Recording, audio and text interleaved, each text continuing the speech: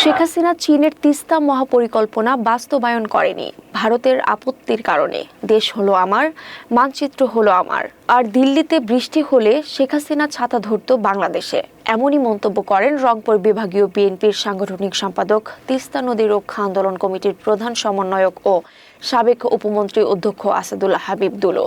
শুক্রবার বিকেলে কুড়িগ্রামের উলিপুরে তিস্তার পানির ন্যায্য হিস্সা আদায় ও তিস্তা মেগা প্রকল্প বাস্তবায়নের দাবিতে এক প্রস্তুতি সভায় তিনি এসব কথা বলেন। উপজেলার থেতরাই ইউনিয়নের দড়ি কিশোরপুর সরকারি প্রাথমিক বিদ্যালয় মাঠে এ প্রস্তুতি সভা অনুষ্ঠিত হয়। তিনি বলেন, জুলাই আন্দোলনে শেখ হাসিনা সরকারকে ভারত আশ্রয় দিয়েছে। তারা কি আমাদের বন্ধু হতে পারে? পারে না।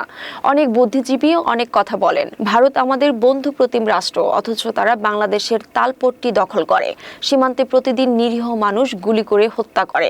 তারা কোনোদিন আমাদের বন্ধু হতে পারে না। তিস্তার পানি ন্যায্য হিস্সা আদায় ও তিস্তা মেগা প্রকল্প বাস্তবায়নের দাবিতে প্রস্তুতি সভায় উলিপুরের সমন্বয়ক হায়দার আলী মিয়ার সভাপতিত্বে ও সহকারী অধ্যাপক ওবায়দুর রহমান বুলবুলের সঞ্চালনায় বক্তব্য রাখেন কুড়িগ্রাম জেলা সমন্বয়ক মোস্তাফিজুর রহমান মোস্তফা, অধ্যাপক শফিকুল ইসলাম বেবু, সুলাইমান আলী সরকার সহ অনেক নেতাকর্মী উপস্থিত ছিলেন।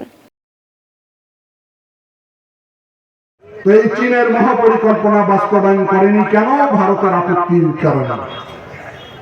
দেশ হলো আমার, মানচিত্র হলো আমার, আর দিল্লিতে বৃষ্টি হলে শেখ হাসিনা ছাতা ধরত বাংলাদেশে।